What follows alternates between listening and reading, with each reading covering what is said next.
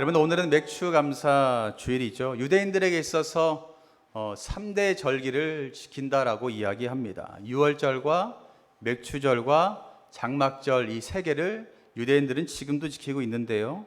유월절은 무엇이냐면 이스라엘의 해방일과 같은 날을 유월절이라고 이야기해요. 우리도 광복절이 있는 것처럼 유대인들에게는 이 광복절이 유월절입니다. 이스라엘도 430년 동안 노예 생활을 하다가 모세를 통하여서 출애굽했잖아요. 그리고 자유를 얻은 것을 기념하는 절기가 바로 유월절이다라는 것입니다. 그리고 맥추절은 그 유월절이 끝나고 7주를 계산하고 난 다음 날 50일째 되는 날을 지키는 절기를 맥추절이라고 하고 77절이라고도 이야기를 합니다. 여러분, 마침 이스라엘 백성들이 노예 430년 광야 생활 40년을 다 마치고 어디에 들어가요? 가나안 땅에 들어가게 되죠. 가나안 땅에 정착해서 밭에 씨를 뿌리고 첫 열매를 거두면서 하나님께 감사했던 절기가 바로 맥추절이었습니다. 그때에 처음 수확했던 작물이 그 당시에 보리와 밀이었거든요. 그래서 그것을 기념해서 맥추절이라고 이야기를 합니다. 지금에 와서는 이 맥추절을 어떻게 의미를 부여하고 있어요?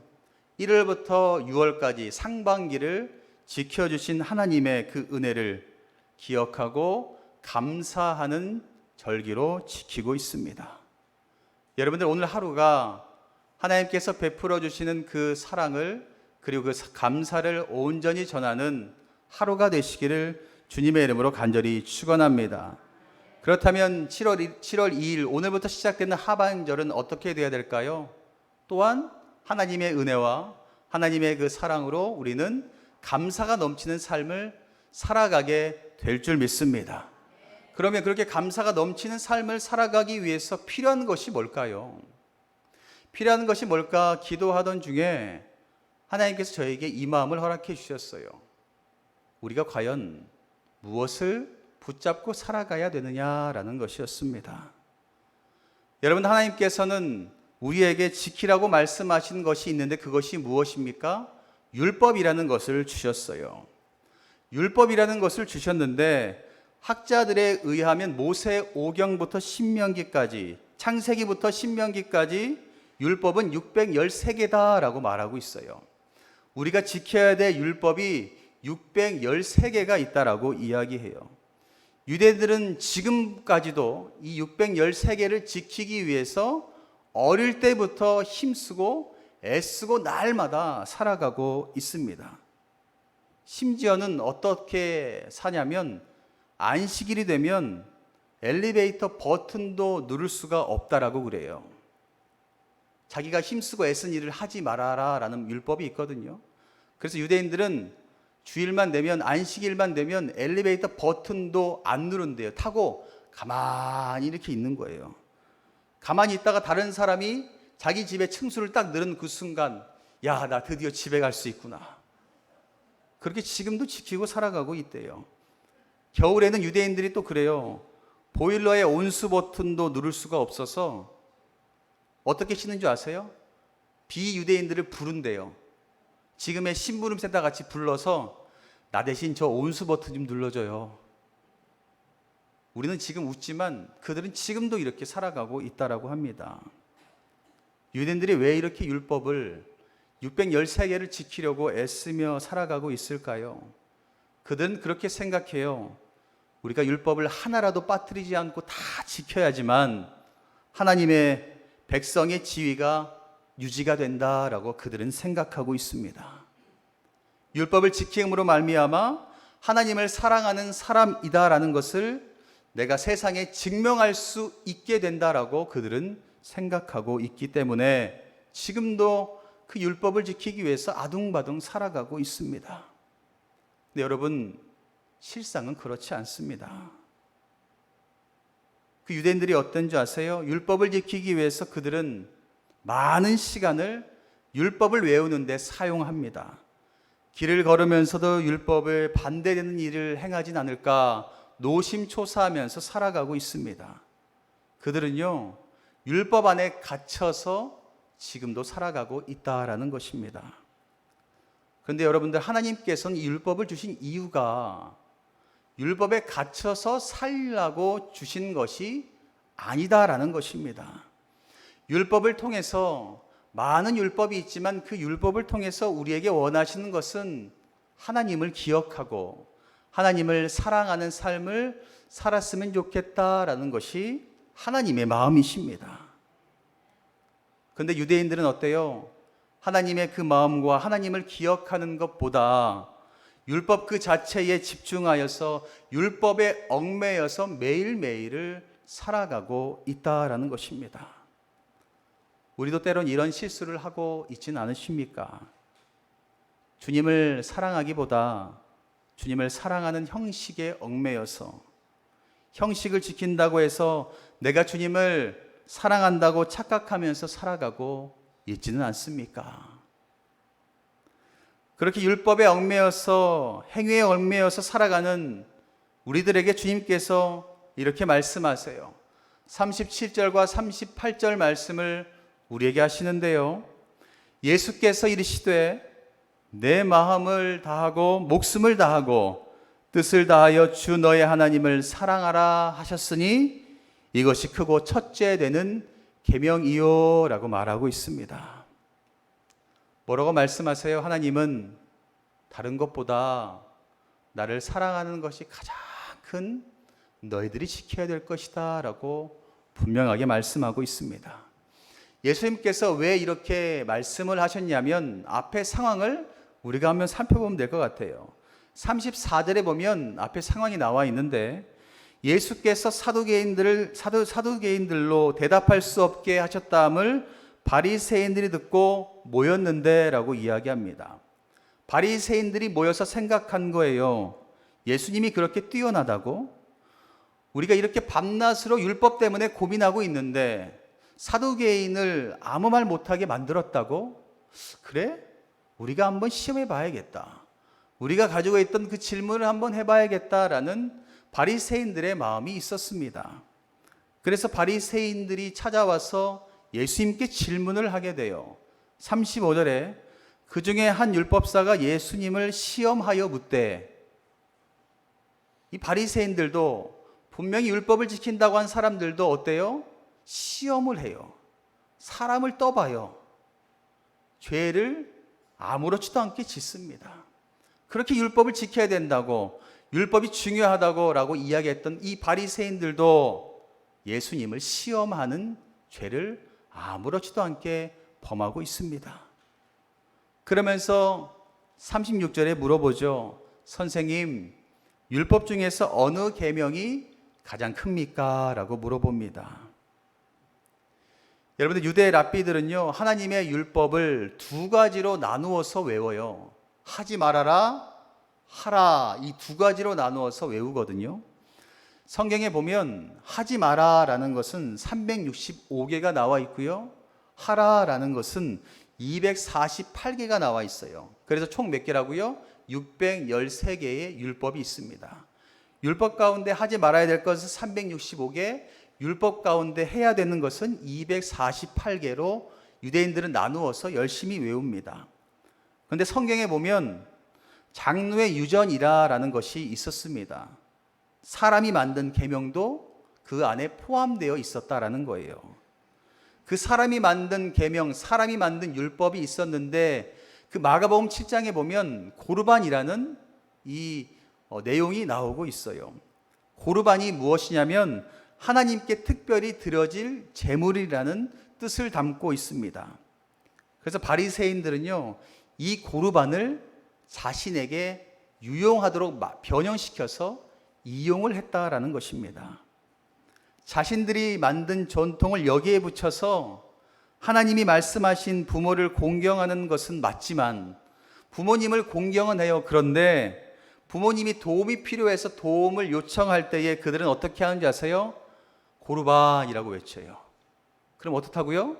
하나님께 특별히 바쳐질 제물이니 내가 이것을 아무에게도 줄 수 없습니다. 부모에게도 주지 않는 그 모습을 유대인들이 하고 있다라는 것입니다. 그럼 어때요? 자신들이 만든 그 율법을 가지고 하나님의 말씀을 어기는 죄를 범하게 됩니다. 그것을 보고 예수님께서 7장 13절에 말씀하신 거예요. 너희가 전한 전통으로 하나님의 말씀을 폐하며 또 이 같은 일을 많이 행하느니라 라고 말하고 있어요. 너희가 만든 그 전통으로 인하여서 하나님의 말씀을 너희가 어기고 있구나, 하나님의 말씀을 막고 있구나 라고 그들에게 지적을 하십니다. 이렇게 당시 사람들이 만든 법이 너무나 많이 있었고 그 하나님이 만든 법으로 말미암아 하나님께서 허락하신 그 계명을 저버리는 잘못된 것들도 많이 있었습니다. 그래서 유대인 사회 가운데 논쟁이 일어날 수밖에 없었죠. 어떤 계명이 크고 어떤 것이 작고 어떤 것은 지켜야 되고 어떤 것은 안 지켜도 되고 이걸 지키면 죄가 있고 없고 매일매일 그들은 논쟁하며 살았습니다. 그렇게 논쟁 가운데 있는 그들이 예수님을 만나게 되니 그 논쟁거리 하나를 던진 겁니다. 야, 우리도 이걸 해결 못하는데 예수님 못하겠지. 시험 삼아서 던진 거예요. 예수님, 율법 중에 무엇이 가장 큽니까? 그 질문을 받으시고 예수님께서는 분명하게 말씀하시죠. 하나님을 사랑하는 것이 가장 큰 계명이다 라고 말씀하십니다. 여러분들, 하나님께서는요 우리에게 분명하게 말씀하세요. 율법 613개 지키는 것도 너무나 중요하지만 하나님께서는 그 율법 가운데 모든 것들을 포함하고 있는 하나를 말씀하세요. 그게 뭐냐면 사랑하라 라는 것입니다. 기독교가 무슨 종교예요? 사랑의 종교라고 우리는 너무나 잘 알고 있어요. 그런데 사랑의 모습이 교회 가운데 나타나지 않으니 교회가 무너지는 것 아니겠습니까? 사랑의 모습이 보이지 않으니 교회가 세상에서 손가락질 받는 겁니다. 하나님은 우리에게 분명하게 말씀해요. 613가지 계명 가장 중요한 것은 사랑하는 것이다. 하나님을 사랑하고 내 이웃을 사랑하는 것, 그것이 가장 중요하다라고 말씀합니다. 사랑하는 성도 여러분, 여러분들은 하나님을 사랑하십니까? 너무 갑작스럽게 질문해서 당황하셨죠? 다시 질문할게요. 여러분들은 하나님을 사랑하십니까? 그러면 하나님께서 하나님을 사랑하는 모습을 어떻게 보이라고 말씀하세요? 이웃을 사랑하는 모습으로 보이라라고 말씀하세요. 성경에서 분명하게 말씀하고 있죠? 예수님께서 우리에게 분명하게 말씀하고 있어요. 우리에게 가장 필요한 율법 가운데 중요한 것은 하나님을 사랑하는 것이고, 하나님을 사랑한다면 그 모습을 보여야 되는데 그 모습은 이웃을 사랑하는 모습 가운데 나타나게 된다라고 말씀하고 있습니다. 여러분들, 우리가 이웃을 정말 진심으로 사랑한다면 악을 행할 수 있어요? 내가 이웃을 정말 사랑한다면 도둑질할 수 있습니까? 내가 이웃을 정말 사랑한다면 험담할 수 있어요? 내가 이웃을 정말 사랑한다면 불의한 행동을 할 수 있겠습니까? 사랑하는데. 그런데 내가 내 이웃을 미워하고 시기하고 질투하고 악을 행하는 것은요, 너무나 죄송하지만 사랑하지 않기 때문입니다. 사랑하지 않으면 어때요? 하나님을 사랑하지 않는 겁니다. 하나님을 사랑하지 않으면 우리는요, 그저 죄악 가운데 머물 수밖에 없고, 너무나 죄송하지만 마지막 때에 하나님께서 심판 자리 가운데 세울 때에 천국에 들어갈 수가 없어요. 여러분들, 하나님께서는 우리에게 분명하게 말씀하십니다. 율법 613개 지키는 것도 너무나 중요하지만 그것보다 중요한 것은 사랑하는 거다. 사랑의 가장 첫 번째는 하나님을 사랑하는 거고, 하나님을 사랑하는 모습이 나타나는 것은 내 이웃을 사랑하는 거다라는 겁니다. 내가 하나님을 사랑한다라고 이야기하면서 내 주변에 있는 사람, 내 가족이 아파하고 슬퍼한다면 그거는 하나님을 사랑하는 것이 아닙니다. 우리가 하나님을 사랑한다면, 내 이웃에게 사랑을 베푼다면 내 이웃이 어때요? 매일 얼굴에 미소가 넘치겠죠. 매일 기쁨이 넘치겠죠. 그것이 진정으로 하나님을 사랑하는 모습이다라는 것을 여러분들 기억하시기를 바랍니다. 사도 바울은 로마서에서 분명하게 우리에게 말씀하고 있어요. 세상에서 우리는 이렇게 살아야 된다라고 말하고 있는데요. 로마서 13장 8절 말씀에 이야기하고 있습니다. 이것을 제가 세 번역으로 바꾸어서 읽어드리려고 하는데요. 서로 사랑하는 것 외에는 아무에게도 빚을 지지 마십시오. 남을 사랑하는 사람은 율법을 다 이룬 것입니다 라고 말하고 있습니다. 세상 가운데 무엇을 빚지라고 이야기해요? 사랑을 빚진 자가 되라 라고 말씀하고 있습니다. 여러분, 누가 빚을 지는 줄 아세요? 사랑을 받을 그 행동을 한 사람이 빚을 지게 됩니다. 이게 무슨 뜻이냐면, 내가 만약에 많은 사람들에게 하나님의 사랑을 받고 그 사랑을 가지고 기쁨도 주고 유익도 주고 좋은 일들을 많이 한다고 해봐요. 그러면 어때요? 그 사람들이 나를 존경하고 대접하고 또한 사랑을 베풀려고 하지 않겠습니까? 그렇게 많은 사람들이 나를 사랑하고 나에게 베풀게 됩니다. 그렇게 많은 것을 일일이 다 보상을 받을 수가 없잖아요, 우리가. 그래서 뭐라고 이야기해요? 빚을 질 수밖에 없다라는 거예요. 내가 사랑을 너무나 많이 베풀어서 많은 사람들이 나에게 다 주는데 내가 그것을 다 받을 수 없으니 어때요? 그 사랑이 빛으로 남는 거예요. 계속해서 내 삶 가운데 빛으로 남게 됩니다. 그러므로 사도 바울이 말하는 것은 사람에게 많은 사랑을 베풀어서 또한 많은 사람들에게 사랑을 받아서 세상 가운데 사랑의 빚을 진 사람이 진짜 믿는 사람, 진짜 하나님을 사랑하는 사람이다라고 말하고 있습니다. 여러분들은 세상 가운데 그 빚을 가지고 계십니까? 세상에서 사랑의 빚을 여러분들이 많이 소유하시기를 간절히 바랍니다. 우리가 주일 예배를 지키거나 기도 생활을 많이 하거나 말씀 묵상을 많이 하고 헌신과 봉사를 많이 하는 것, 그것도 너무나 중요하지만 그것보다 가장 중요한 것은 하나님을 사랑하기는 사랑하되 마음과 목숨과 뜻을 다하여 사랑하는 것이 여러분들 가장 중요하다는 것을 믿으시기를 바랍니다. 하나님을 사랑하는 것이 먼저 돼야지만 그 다음에 나타나는 예배와 기도와 봉사, 이 모든 것들이 나에게 기쁨으로 다가와요. 하나님을 사랑하는 마음이 없으면, 이웃을 사랑하는 마음이 없으면 그런 것들이요, 나에게는 부담감으로 다가와요. 내가 그 일을 감당하면서 나오는 것은 불평불만밖에 없어요. 내가 왜 이걸 해야 돼? 다른 사람이 하면 되는데 라는 말이 자연스럽게 나옵니다. 그래서 사도 바울은 우리에게 말하고 있어요. 하나님을 사랑하는 것이 가장 먼저 우선시 되어야 된다라고 말하고 있습니다. 여러분들, 내가 하나님을 얼마나 사랑하는 사람인지는 율법이 아니라 하나님이 아닌 다른 것에 쏟는 마음이 얼마인지를 보면 알 수가 있습니다. 말로만 사랑한다고 하면서 정작 사랑하는 사람의 모습이 없다면 여러분들 사랑하는 것은 아닙니다. 우리가 매일 설교 전에 어떤 인사를 해요? 주님의 이름으로 사랑하고 축복합니다. 말로 고백하죠. 이게 말로만 그치지 않기를 간절히 바랍니다. 이 말이 진짜 모습으로 나타나기를 바라요. 하나님을 사랑한다면, 전심으로 사랑한다면 사랑으로 가득 채워져서 이웃에게 사랑을 베풀어주는 삶을 우리는 살아가게 될 줄 믿습니다.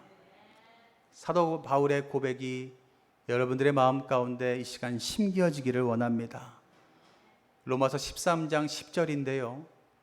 우리 한 목소리로 함께 읽겠습니다. 사랑은 이웃에게 악을 행하지 아니하나니 그러므로 사랑은 율법의 완성이니라. 아멘.